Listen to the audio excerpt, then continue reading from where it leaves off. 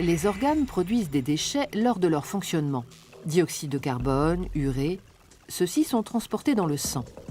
L'accumulation des déchets est toxique pour l'organisme. Le sang doit donc être épuré.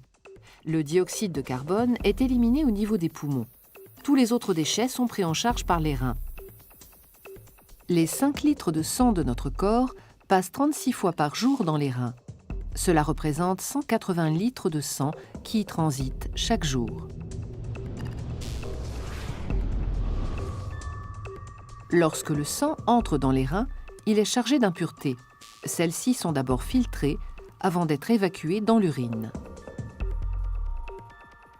La filtration de ces déchets se déroule au niveau des néphrons.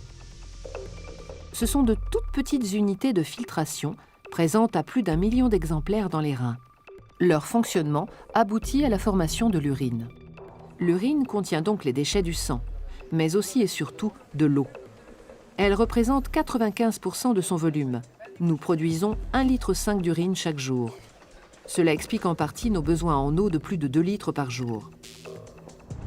L'urine quitte les reins par les uretères pour atteindre la vessie où elle est stockée. Lorsque le volume d'urine dans la vessie dépasse 200 ml, sa paroi se dilate, ce qui entraîne l'envie d'uriner. Le relâchement de certains muscles permet alors à l'urine de s'écouler dans un conduit appelé urètre et de s'évacuer à l'extérieur de l'organisme.